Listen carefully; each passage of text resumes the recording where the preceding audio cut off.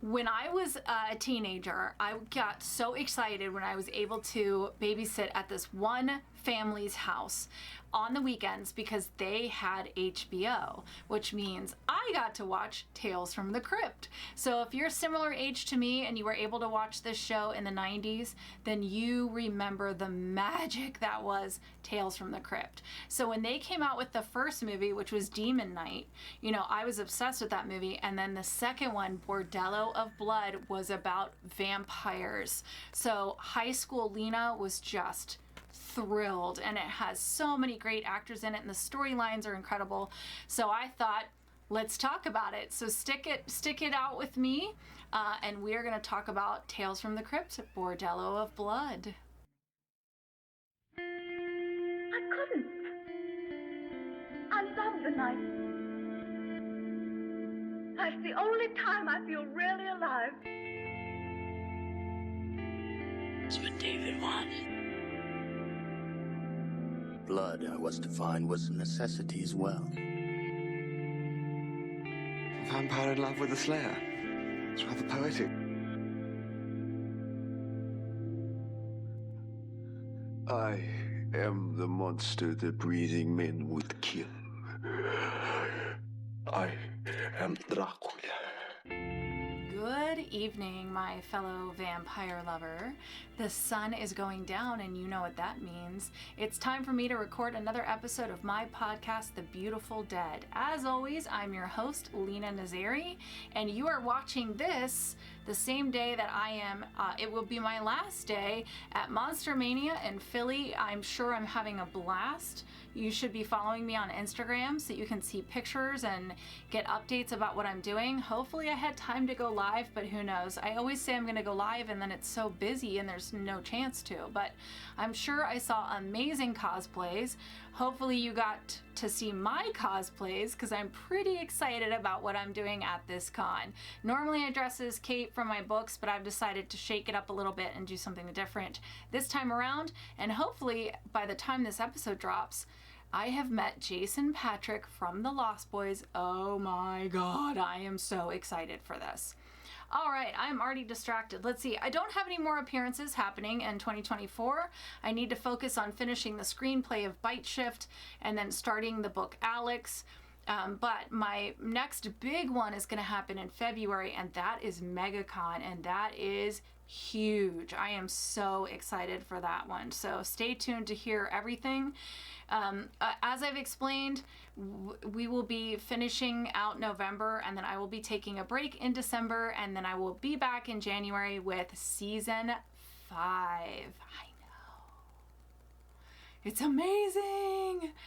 So, much like last week's The Monster Squad, this one has been on my list of movies to cover since I started this podcast 4 years ago. And it's just been hanging out there. So when I decided to do Monster Squad, I'm like, what's another one that I just absolutely loved when I was younger? This one. So I rewatched it for the podcast, had just as much fun as I always do with the movie, but obviously paid closer attention to the vampires themselves. And we're talking about Tales from the Crypt, Bordello of Blood. Spoiler alert, if you've never listened to this podcast or watched my YouTube channel, I ruin everything. I'm about to tell you a synopsis of the movie that will ruin everything, so don't get mad at me if you've never seen this one, and then I tell you all the things. You have been warned. One of my favorite vampire characters is in this one too, and we're so excited to talk about it. So, here we go. Quick summary of Tales from the Crypt, Bordello of Blood. After fighting with his sister Catherine, Caleb goes to a dive bar where an odd man named Jenkins tells him of a brothel hidden in a funeral home.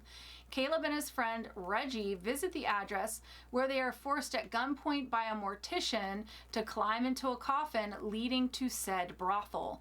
Unaware the prostitutes are all vampires led by Lilith. We love Lilith.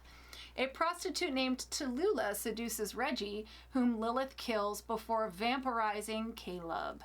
When the police fail to find Caleb, Catherine reluctantly hires cynical and sarcastic private investigator Rafe Gutman, who tracks Caleb's trail to the bar where Caleb's friend directs him to the funeral home.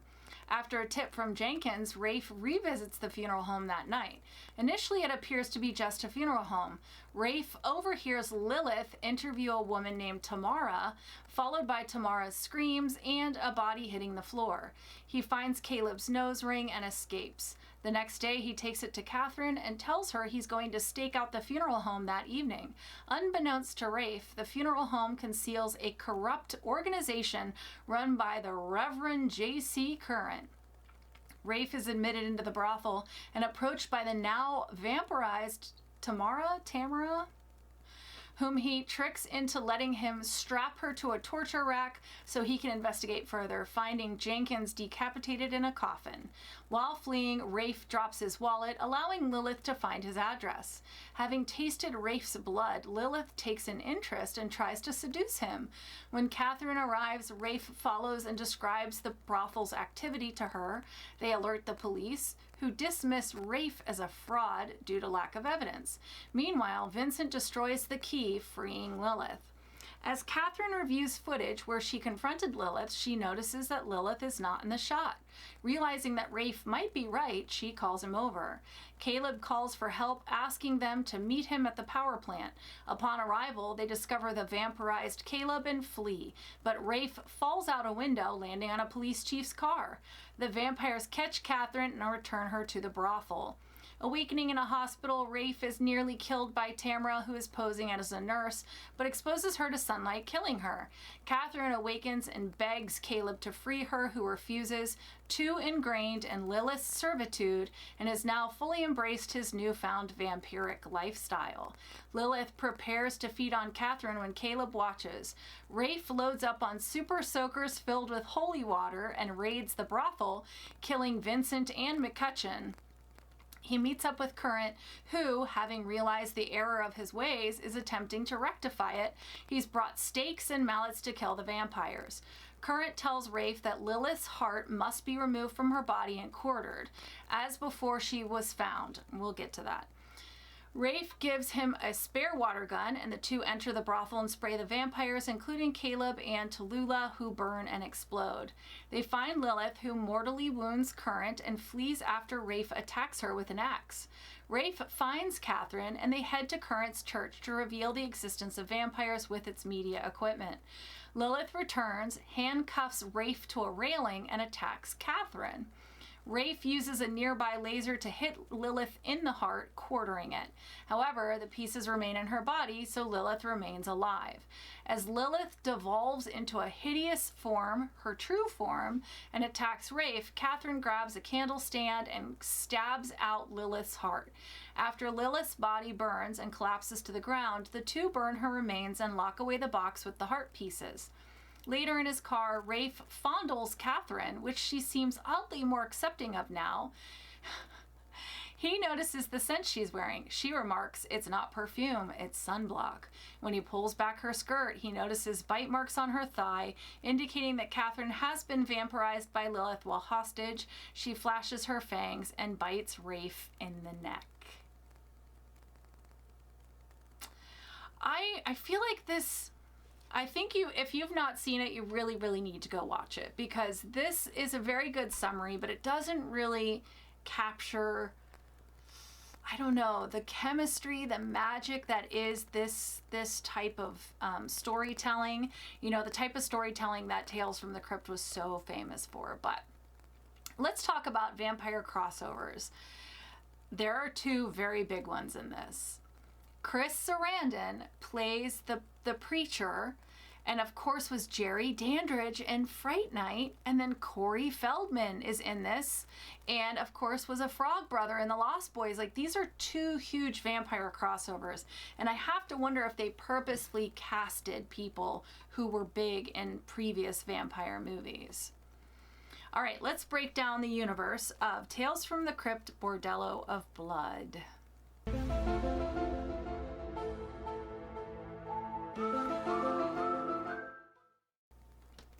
Relationship to humans. So there are humans that help the vampires, but for the most part, the humans are just food sources, or they are possible future vampires. So she is recruiting specifically beautiful women, and then they are preying on men. That is what's happening in this brothel. So we see that they have a helper in the mortician. He's leading, so they have like this human servant who's out in the public leading men to the brothel. I know a place not too far from here. You can get the best goddamn piece of ass in the whole goddamn world. Now they got girls that'll do things there aren't even names for. You know, you make it sound really enticing. 325 Beaumont. Ask for the Cunningham.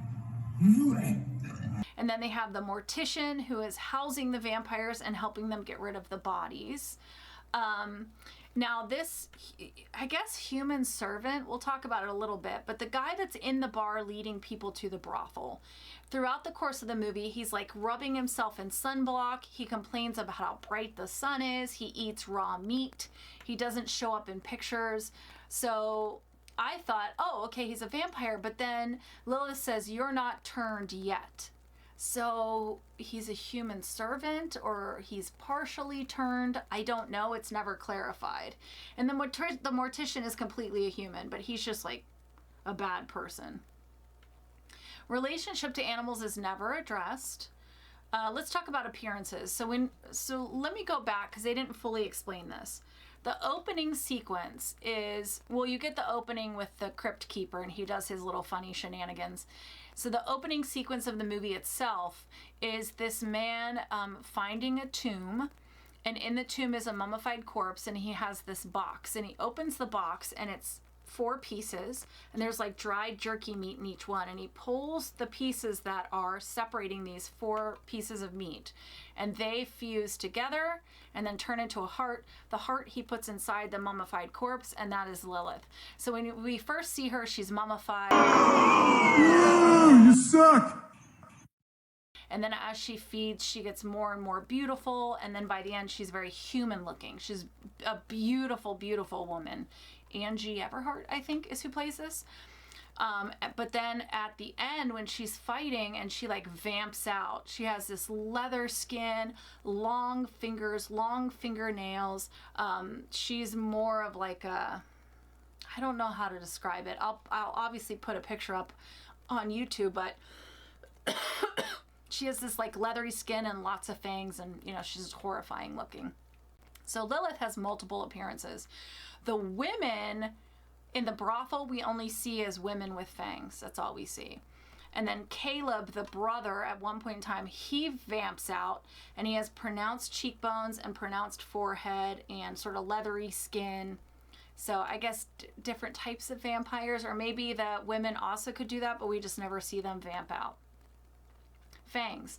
2 sharp canines on each side of the top for 4 canines, 4 fangs. And they appear to be retractable because they do come and go. Blood. We see them drink a lot of blood, and we see them eat hearts, like just bite into them like apples. I never see them eat food, but I guess if you count a heart as food, they eat hearts. But yeah, blood drinkers. No sunlight. They start to burn and then they explode. Apparently in this world, though, you can just wear sunblock and you're fine. Yeah, we're going to talk about that. Sleep. We don't see where they sleep once she's resurrected. Now, when they first find her, she's in a coffin. But that might be that she got trapped in the coffin because they took her heart out. But in the mortuary itself, I don't know where all these women sleep. But as far as I can tell, it's windowless where the brothel is. So maybe they can sleep wherever they want to as long as they're outside of the sun. I don't know. That being said, they are in a mortuary, so it wouldn't be hard to get a hold of coffins. But that poor guy would have to buy so many coffins. So many coffins. Holy items. So Lilith is controlled by this golden key. And the reason I'm mentioning it is because if you've watched the first movie, Demon Knight, it actually ties into this. So this artifact, this golden key that controls Lilith, is from the first movie. And so we know from the first movie that the blood of Christ is inside this. So the reason she's controlled by it is because it is a holy relic and it has the blood of Christ in it. Now, once they destroy this relic, she is free and nobody can control her. You suck! Interesting enough, the vampires are repelled by crosses, but not the Star of David. So that's interesting. Obviously, they don't have to explain to us the why, but why? I don't understand. And then, like I said, they get shot with squirt guns full of holy water, and it burns them. They start to light on fire, and then they explode.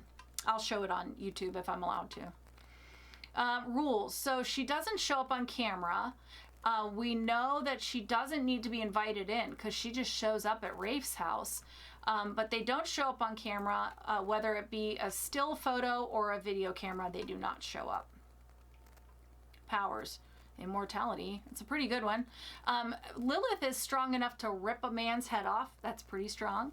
She can put images into your head. So she appears to Rafe in different forms. She is able to move from her house to Rafe's in like a matter of seconds. So either flight or teleportation. It's not clear. And she can disappear. We see her just sort of like phase out. So that's what we know about Lilith. They don't show too much of the other vampires' powers, but we know that about Lilith.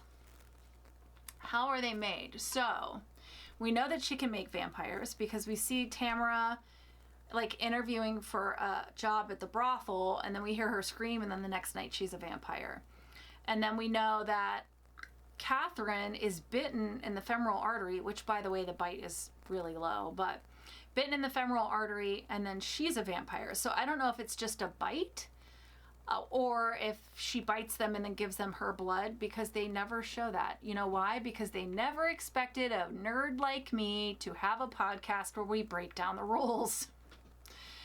But we know that she can make vampires. Another thing I don't know is Lilith the only one who can make vampires?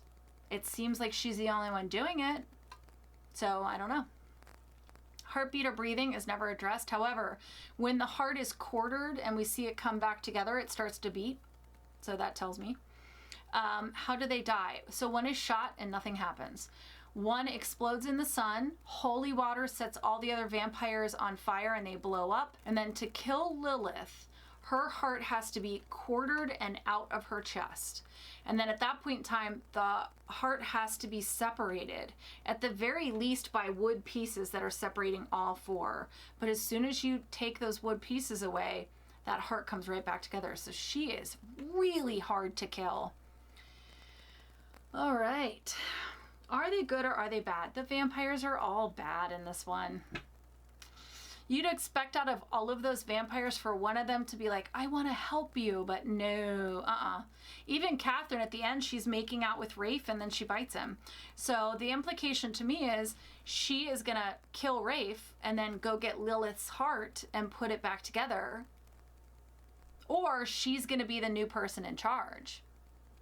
Because when she stabbed Lilith and knocked her heart out, she was already turned. So I don't know, maybe she's going to take over. Either way, none of the vampires are good. Tropes I love or tropes I hate. Let's talk about tropes I hate. I hate that sunblock makes it okay to put vampires in the sun. I hate that. I really, really hate that. I will allow it in Blade because he did the sunblock and then he also did like a full motorcycle helmet and leather and everything. But to just rub yourself in sunblock, like when he has the girl out in the street and he's talking to Blade, I'm like, come on. I don't care how thick that sunblock is. You should never be able to step out into the sun if you're a vampire. It's ridiculous. We do have some hissing vampires in this. However, they layer the hiss with also like a rattlesnake rattle and then growls. So it's kind of all layered together, making them very animalistic. So I actually thought it was a very cool effect. Tropes I love. I love Lilith. They need to do more with Lilith. They do so much with Dracula. They put Dracula in everything. Let's do more Lilith stuff. I love a Lilith vampire story. She should get more attention. I love vampire-run businesses. So we see, you know, the club in True Blood, and this, I just love vampire-run businesses, especially when they're used to like hide your vampire shenanigans. And I also love a crooked church leader. So great, especially when they get their just desserts at the end. But I just love a crooked church leader. I just love that. I just love this movie. All right, let's do ratings. How scary or evil are the vampires of Tales from the Crypt, Bordello of Blood? Well, first off, they spread fast, and they are very well organized, and they have a really good system for how they attract and get rid of victims. And they're also like pulling in a pretty good group of victims to have disappear. That being said, they explode with just a drop of holy water or just a touch of the sun. So they are kind of easy to destroy, the young ones anyways. So I'm gonna give the maid vamps a 3 out of 10 stakes to the heart. Cause really, like, if they were to get out of the brothel and be on their own, I don't think they would last very long. I think they're okay right now because of Lilith. Let's talk about Lilith. Lilith is really hard to kill, and she's very powerful. You have to get her heart out of her chest and then quarter it and then like put it in a special box. And then the box has to be buried, or you have to like bury the pieces apart. And then even then, once these pieces are put back together, they're just gonna fuse back together, pop that heart right back in her chest, and she's back. And that is pretty badass. That is a really hard vampire. And she's a woman who owns a business. She's organized. She has all these great ideas. And once she stopped being controlled by the men, poof, I give her an 8.5 out of 10. Stakes to the heart for scariness and evil. I am taking half a point away for being bound by the sun, but apparently sunblock will save her, and she loses a point because whoever had that key did control her. There was a possibility that she could be controlled. So, but I mean, honestly, 8.5 out of 10, girl, you should be proud of that. That is a very good score. How sexy or alluring are the vampires of Bordello of Blood? You're probably gonna think like it's gonna be really high, right? Because they're using a brothel. Well, let's talk about this. So the vampires are gorgeous, and they're very sexy, and they're using their sexuality to lure in victims, and they're clearly very confident with their bodies. That being said, they're not actually gonna hook up with you. Okay, so they're luring you in, but you're not getting that bait. You're not gonna get it.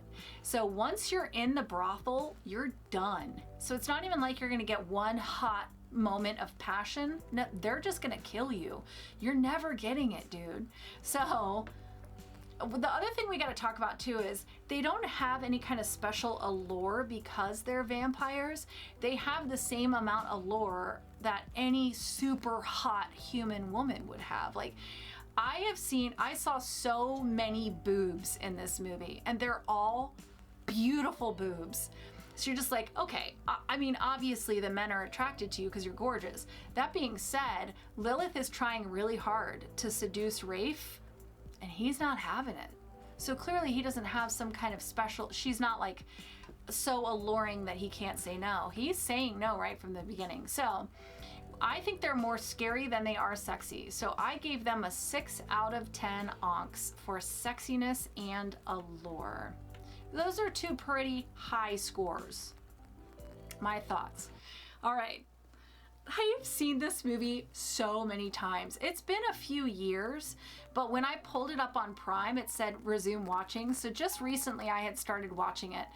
I love this movie, you know, and with last week with the Monster Squad, there's definitely a nostalgia to this.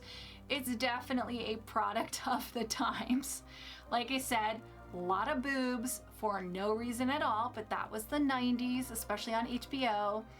I love Tales from the Crypt, and the magic that made that show such a success is what they took into these movies. They're like they're cheesy, but they're so good. Like, it's so fun. The cheesiness is fun without pulling back from the horror. Chris Sarandon's character in this as the evangelical pastor is so over the top and ridiculous, which is perfect, because that is exactly what they're like. He's got this electric guitar. They've got like a big mechanical devil that comes out of the stage, and then they shoot it with a laser that makes a cross on the devil, and that's how they end up cutting out her heart. But I'm just like, this is exactly what those pastors are like, and I was loving every second of it. And he's got like I met him once, and he told me, I think he's from West Virginia. So he puts on like a little bit of a twang that works so perfectly for this. I've said it on this podcast before that I love creativity when it comes to the vampire genre. And this movie, whether you love it or hate it, is creative. Is it goofy at times? Yes. But that's what made Tales from the Crypt so awesome.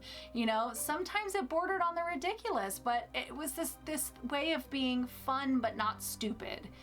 You know, Tales from the Crypt was like real quick. I think without commercials, it was 22 minutes or something, and they had to tell a quick short story that just like boom, and the colors are bright, and the actors were incredible, and the stories were good, and that's what they bring into these movies. I absolutely will watch it again and again and again.